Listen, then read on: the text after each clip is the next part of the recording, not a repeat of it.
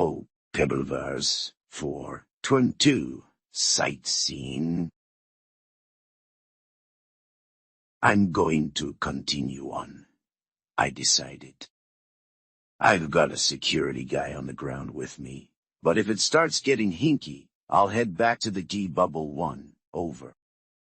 I'm not going to say that I was pissed off with the Tanarak for trying to disrupt my first in-person visit to Fazeri, but I may have been a little nipped.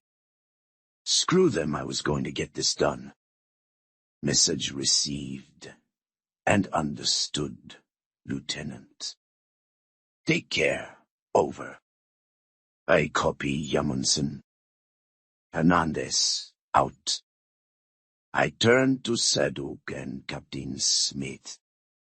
Okay, I'm guessing you heard all that? Certainly, confirmed the intel guy. I cannot say that I understood the word hinky you used, but I perceived the gist. I do appreciate your faith in my ability to keep you safe. Saduk and I shared an amused glance. He and I both knew who'd be protecting whom, but I decided to let the good captain hold on to his illusions for the moment.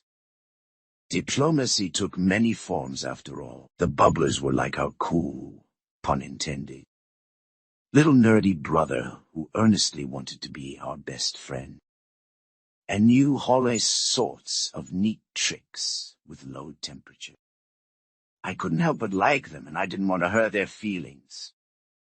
So, there was something I wanted to show you, Saduk said.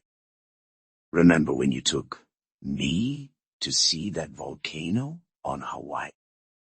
Kill everything or something like that?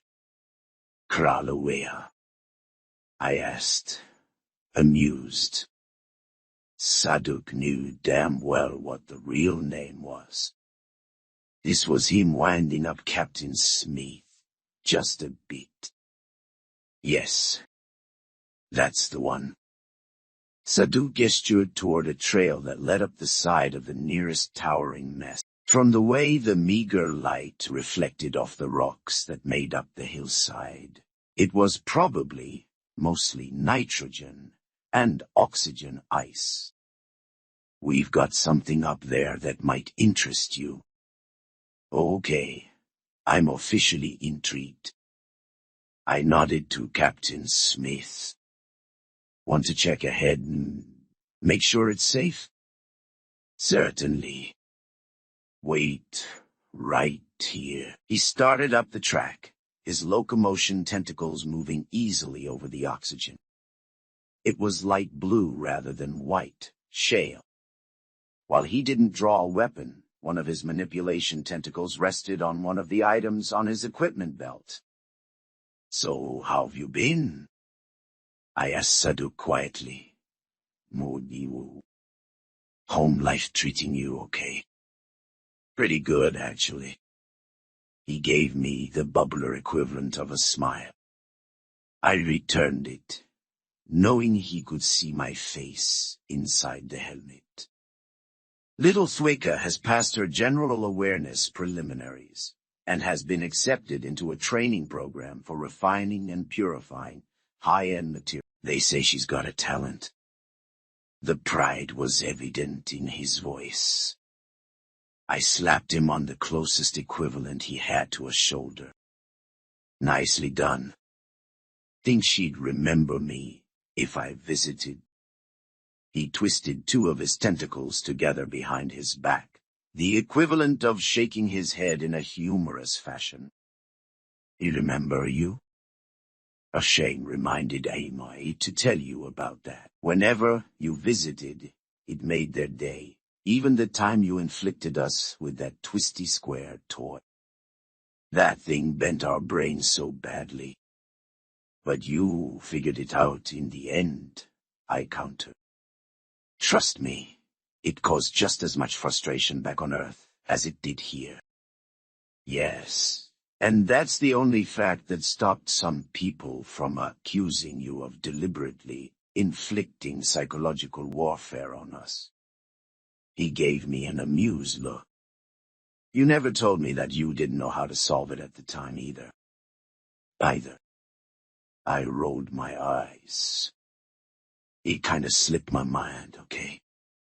We looked around as Captain Smith approached down the trail. All good, Captain.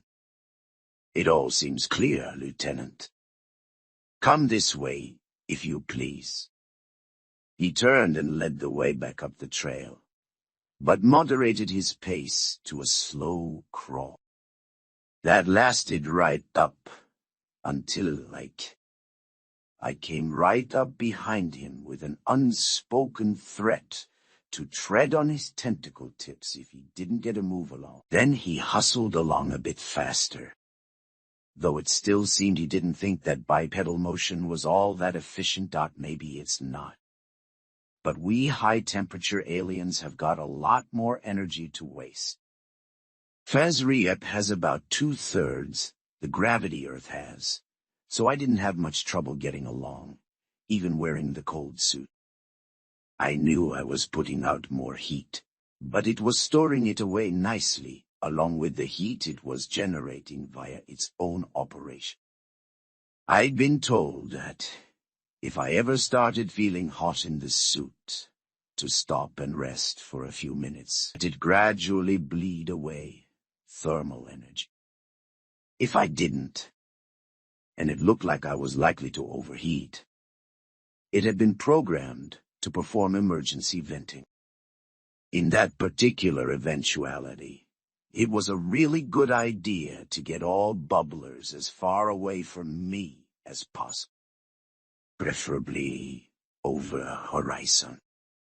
We topped out on a small rise, maybe a mile or so up the mountain. The cold suit's internal temperature readout had climbed a few degrees. I wasn't at dangerous levels yet, but that number wasn't far away, so I was glad for the opportunity to stop and look around. So what's up here? I asked. Check it out, Saduk said, almost gleefully. He led the way to a fenced outcrop and pointed over the side with his dominant manipulation tentacle. I followed along and looked, then frowned and looked again. Maybe 50 yards below us, being squeezed out of the mountain like toothpaste from a tube, multiple colors and all, was ice slurry composed of several different elements. It was moving so slowly that the unwary observer could be tricked into thinking it was immobile, but the motion was definitely there. Is that a cold volcano? I asked, disbelievingly. Got it in one. Saduk high-fived himself happily. The core of the planet's more or less solid, but the pressure down there's so high that it'll turn it from solid to semi-liquid and expel it like this. They get some really interesting amalgams and compounds out of flows like this. Stuff your scientists stare at in disbelief. Well, damn, I muttered. Now I really have AC. I made sure to pan over the whole of the cold lava flow. The big brains were going to be picking apart my footage with a fine-tooth comb and lobbying the government for even more research grants on how large-scale cryogenic landscapes really work. Saduk produced what I recognized as a bubbler camera. Hey, can I get a picture of you two in front of the lava? He started moving a little farther up the trail. Sure. Okay. I moved around a bit so that the flow would be visible over my shoulder and motioned Smith to join me. Let's do this thing.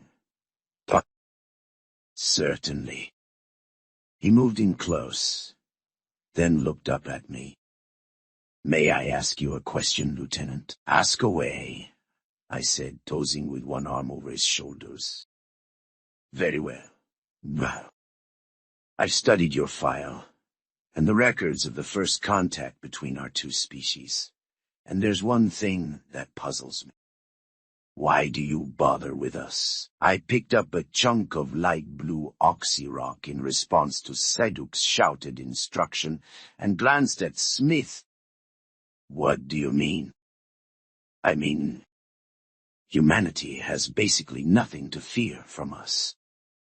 We've already given you access to faster-than-light travel and many other scientific principles. You could discard us at a moment's notice. But you don't. You personally threatened the Commander Prime Ultra of the Tanarak with war if he didn't back off from us. He wasn't a threat to humanity. Why did you do it? Hauling off, I hurled the rock far and high, the lower gravity turning me into an effortless Olympic champion. Sadok followed it with his camera pickup. Well, for one thing, we like you. You're friendly, you're smart, and you provide a whole new way of looking at the universe, too. You don't threaten to try to take anything we've already got. In fact, it's basically impossible for you to take our stuff, or for us to take your stuff. 3, and this is the most important part. The joint research is still going on. If one of our scientists wants to create an environment at 5 Kelvin, it takes millions of dollars, and it can go wrong at any time. With you guys, all you have to do is go outside. As Saduk came back down the trail, Smith frowned thoughtfully. So you're saying it is still very much a two-way exchange? Oh, absolutely. I was cut off as my HUD flashed red and my radio went live in my ear. Wait, one. Hernandez to Hamundsen. What's up? It was Commodore Lorimar on the radio this time. She spoke rapidly. Her voice clipped, but every syllable was clear as a bell. Lieutenant, we've just picked up movement at the peak of that mountain you're standing next to. There's not supposed to be anyone up there. Get back to the Easy Bubble 1.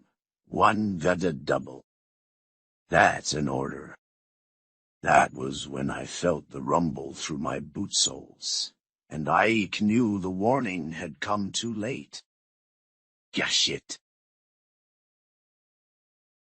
Oku Bubbleverse, 4:30, turning up the heat.